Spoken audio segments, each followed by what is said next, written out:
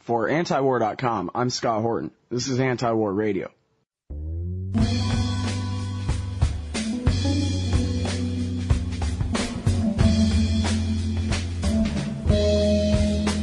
Now it's time for Ivan Eland from the Independent Institute. He is a senior fellow there at the Independent Institute. That's independent.org. And, of course, he writes for us regularly as well at antiwar.com. His archive is available at original.antiwar.com/Eland. And his latest article is called China's Threat to the U.S. is Exaggerated. Welcome back to the show, Ivan. How are you? Oh, thanks for having me back on.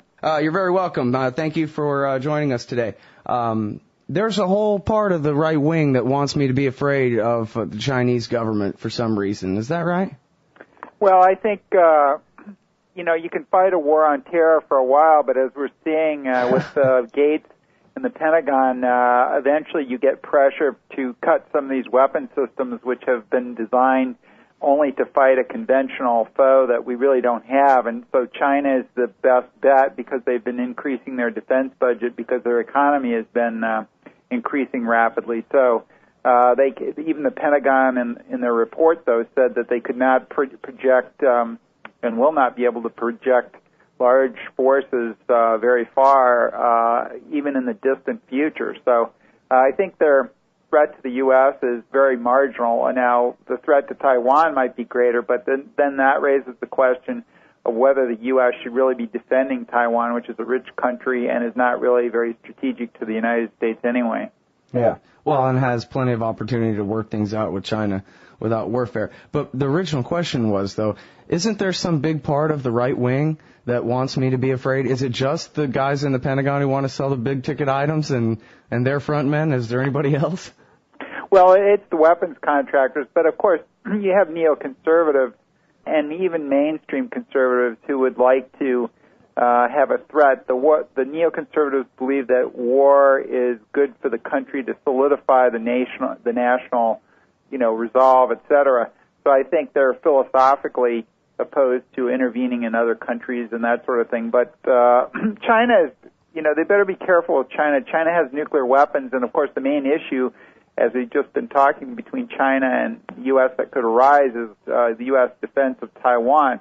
Now, of course, we have many more thousands of nuclear warheads than the Chinese, but the Chinese are fairly irrational about it because they regard it as their territory. Whether that's justified or not, that's how they regard it. So I think the neoconservatives need to be careful, about this. And certainly, yes, they're pushing that view, but it depends on whether you believe philosophy and ideas have more impact than interests. And I think the interests sort of use the neoconservatives as the thinkers behind this so they can get more weapons. I think if you looked at all the funding of a lot of groups, you would find that they're being funded, the neoconservatives are being funded by weapons manufacturers, et cetera, to some extent, who have an interest in this. So it's a combination of ideas and interests that are driving this threat. But it's kind of hard to sell that right now since we're fighting two other wars which have nothing to do with China. We're completely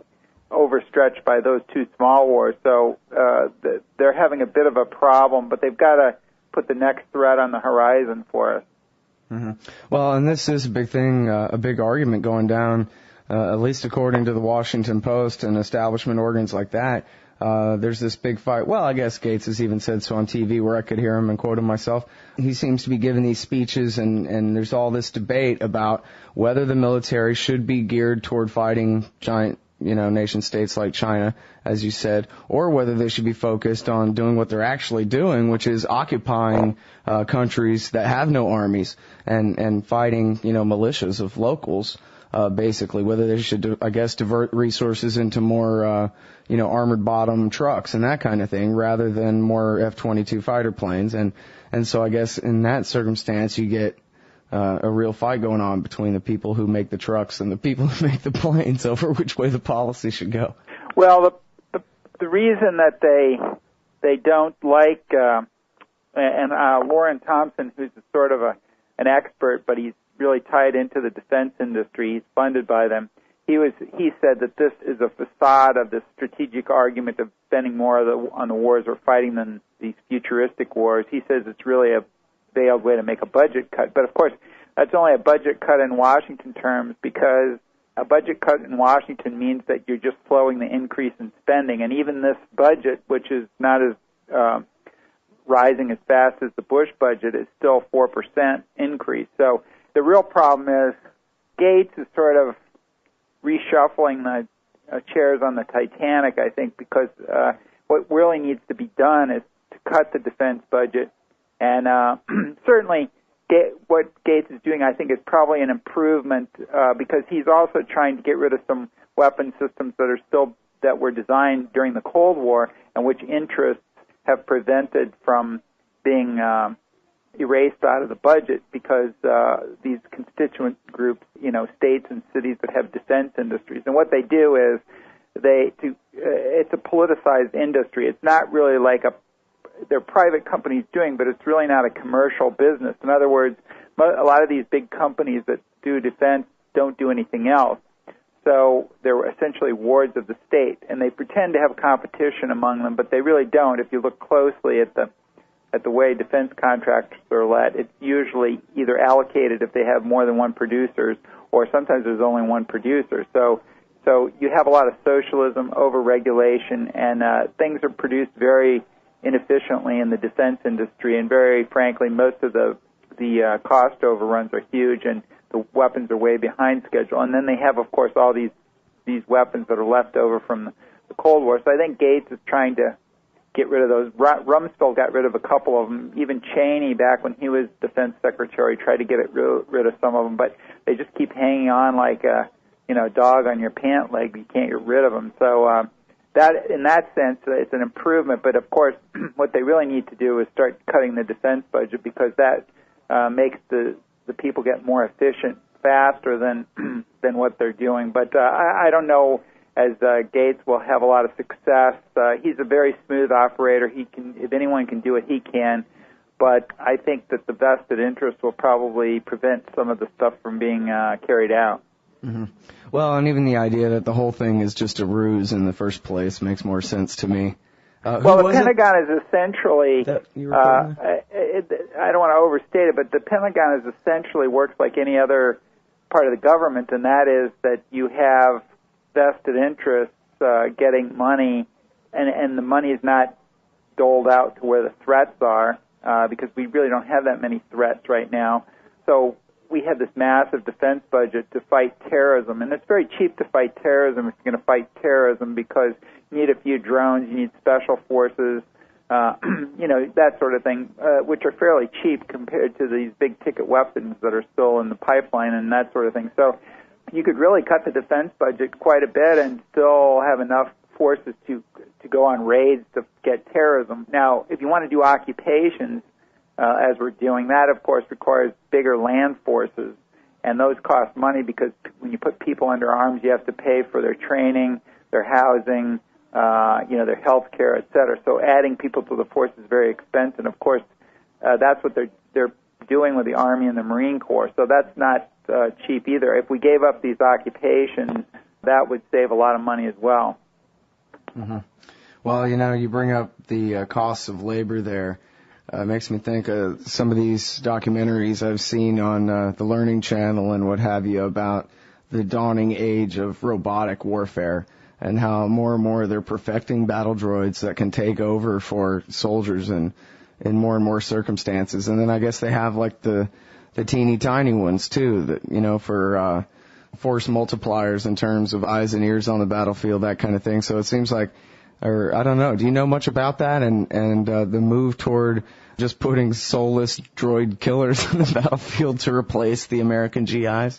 Well, it's more advanced in the air for reconnaissance, and even they have drones that will fire weapons like the Predator than it is on the ground. Now, we do have robotic ground sensors, and they're talking about creating robotic ground vehicles, but in the ground warfare, it's not quite as advanced. You still need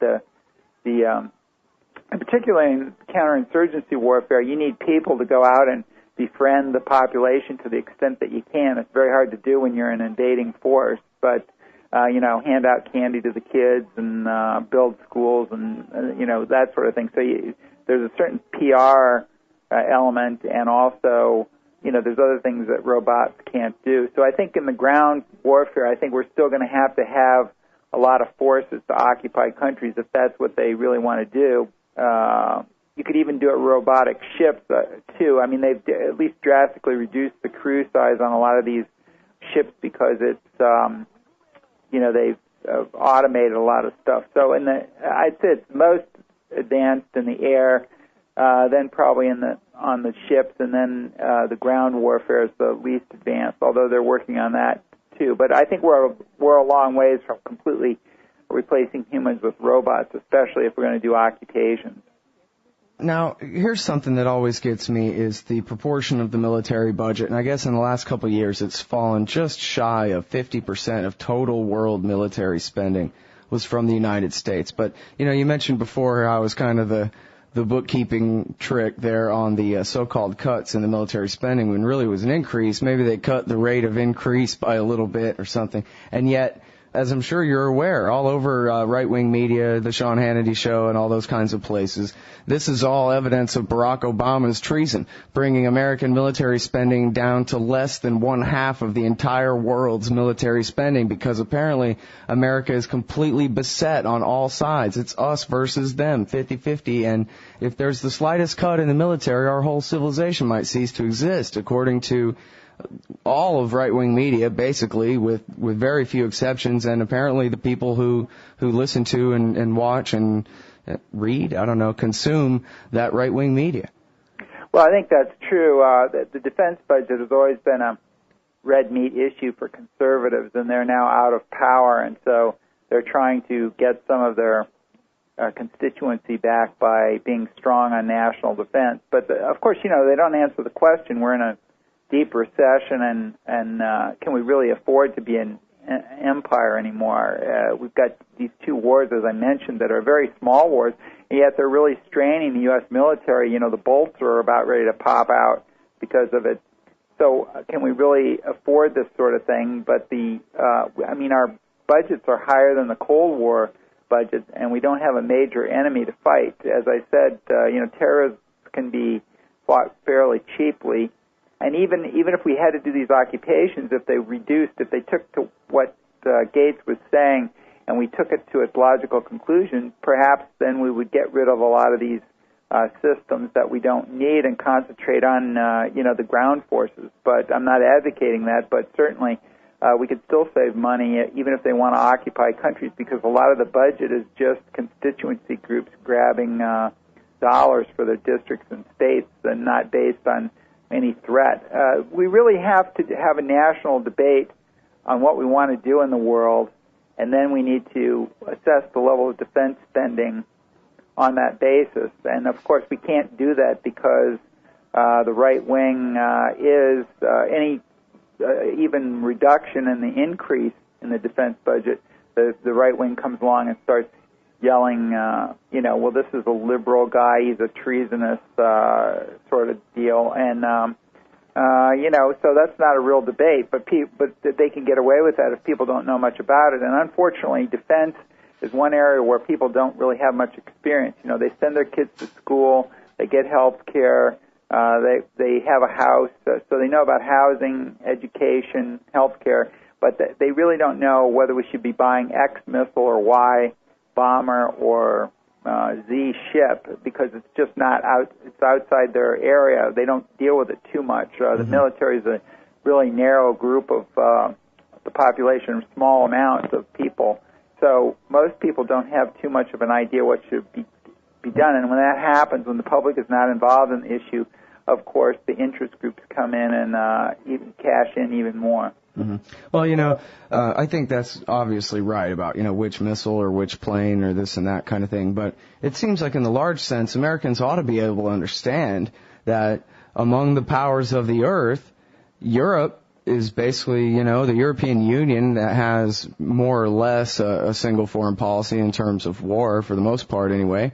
And most of them are members of NATO, our alliance. They're our friends. The Russians, we're not anywhere near a collision course to any kind of, warfare with them. They pose no threat to us whatsoever. China, as we discussed, is, I guess becoming a little bit more able to defend their own coastline from us, maybe. But what other power is there in the world? The South American alliance is going to come and conquer America with their giant navy or something? There is no threat. The bad guys are hiding in exile in the Hindu Kush mountains, in land the size of Travis County, the no man's land that nobody controls. They're the Soviet empire that this government is protecting us from by spending $1 trillion a year on this madness. I mean, there's got to be a difference between the reality and the narrative breaking through to people at some point here. It seems like to me. Well, also, I think you have to realize that people. The other thing that when you bring up that argument, the military then shifts to the argument, well, we're a superpower and we have unique responsibilities in the world. Usually it's that vague statement. Well, of course, people like the U.S. to be number one, and they don't realize the implications on their tax bill or in lives lost if we go into some quagmire like Iraq or Afghanistan. And I think we're going to see, after these two wars are over, a retraction. We've seen it before in American history. After World War I, a bloody mess. We had a retraction, not as many interventions. After Vietnam and Ford and Carter administrations, we had a slack off of the interventions. And we can probably expect that after these wars are over. The problem is it's usually temporary, and we've started intervening more after our principal threat, the Soviet Union, went away because there was no longer a threat of nuclear war if we intervened somewhere.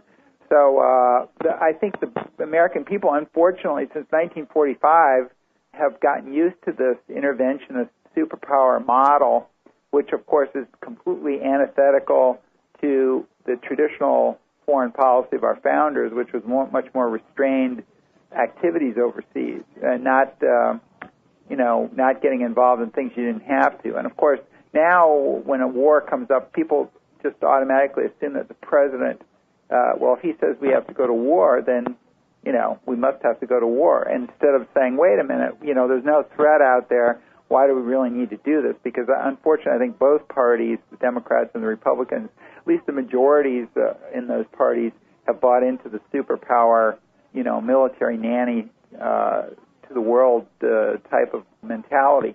Now, of course, you have a minority in both parties. You have the McGovern liberals, and then you have libertarians and traditional conservatives on the right side, which don't buy into this. But unfortunately, those groups are a minority in either party. So what we're seeing here, I think, is the neoconservatives and the liberal interventionists, they're sort of the same. They stress different things, but they still buy into this that we have to solve every problem in the world, and we really need to be involved militarily overseas. Our policies become so militarized and we have this huge military that gets all the resources, and so the old saying is, if all you have is a hammer, everything looks like a nail. So of course, when we see a problem overseas, the first thing we do is assume that the U.S. military could be used to stop it, like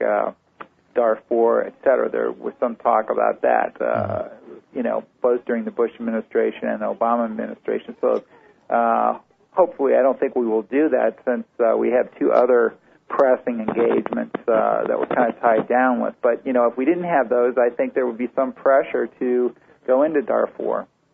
So it's those types of things that I think both parties, unfortunately, have bought into.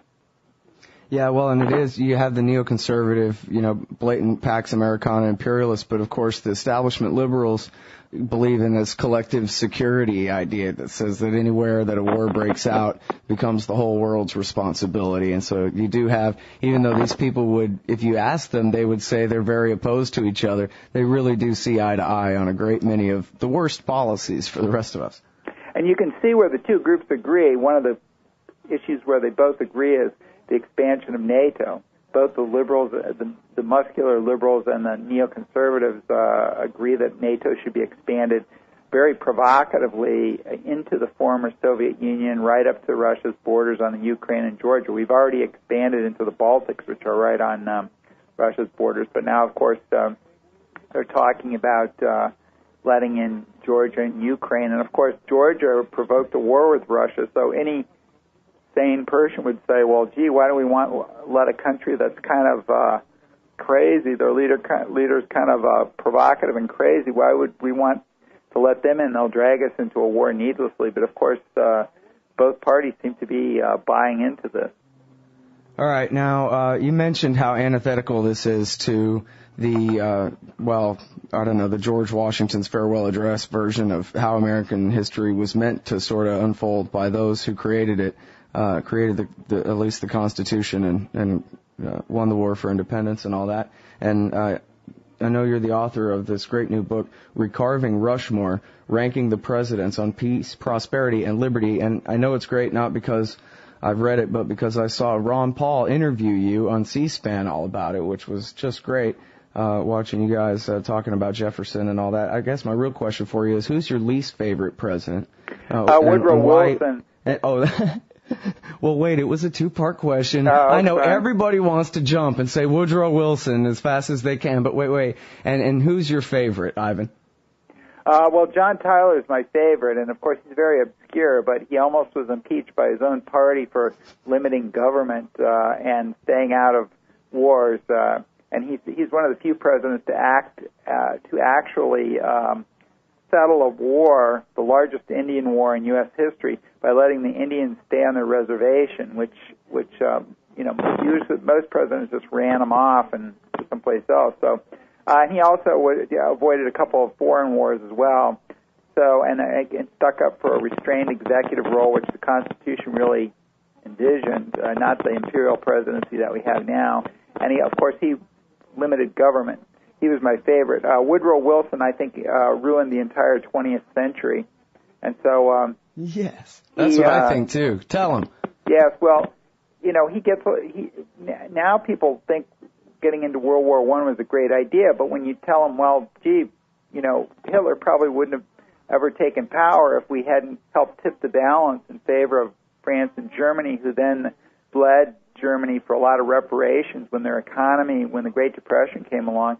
And, of course, Wilson, the idealist that he was, he demanded that the Kaiser, who was the German king at the time, abdicate after World War I, after the Germans lost it. And, of course, that paved the way for Hitler to rise, because if the Kaiser was fairly powerful, and if he had stayed in power, Hitler probably wouldn't have arisen. So you can also attribute part of the Cold War to Wilson, since he kept Russia in the war by aiding it, and he made the aid conditional on them staying in the war because they wanted two fronts against the Germans.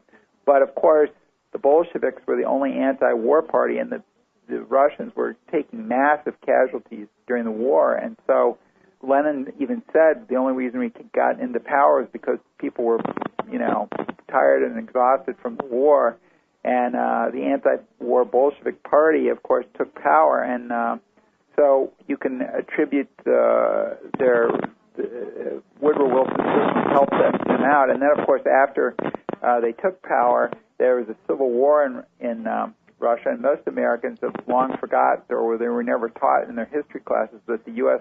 helped the Allies invade Russia and fight the Bolsheviks on the white side. Well, of course, the Bolsheviks still won, and so that annoyed the Bolsheviks, and so that got off our relations to a really bad start with them as well. So this is so you can blame World War II and the Bolshevik Revolution partly on Wilson, I think, and certainly his legacy is still living because we helped Britain and France expand their colonial empires after World War I, and they continued after World War II. But after World War I, the British drew some lines on a map, not very effectively, and they created Iraq. And so we're still living with the fractured nature of Iraq. So that's a Wilson legacy as well, since he helped Britain and France expand their empires after World War I. So the implications of his policies. He was the most interventionist president we've ever had. Most people forget he invaded Latin America. Yeah, most people forget he invaded Mexico twice, and Bolivia, and the Dominican Republic, and there's Cuba, a whole too. long list of countries in Latin America that he meddled around before we got into World War One. Yeah. Have you ever read Philip Drew, Administrator by Colonel Edward Mandell House, Ivan? No, I haven't. Oh, I think you'd be very interested in it. It was House was Wilson's he was, Cheney. Wilson's chief advisor. Yeah. Wilson's Cheney there, and it's basically a fantasy about. Wouldn't it be great if America was a fascist dictatorship and I was the one running it? And it basically outlines, the New Deal and the Democrats' platform for the 20th century in there. It's really good stuff. Well, the Democratic Party used to be a party of small government until Wilson flipped it around and made it a party of big government. So to join the Republican Party of big government. So that's when we began to have two parties of big government. Of course, when you have a two-party system and both of them are advocating big government, what you usually get is big government, and that's what we've got. So. Afraid so. Yep. All right, everybody, that's Ivan Eland. He's a senior fellow at the Independent Institute. He's the author of Recarving Rushmore, Ranking the Presidents on Peace, Prosperity, and Liberty. And, of course, we feature his weekly article at original.antiwar.com/Eland. Thanks very much for your time on the show today. Thanks, Scott.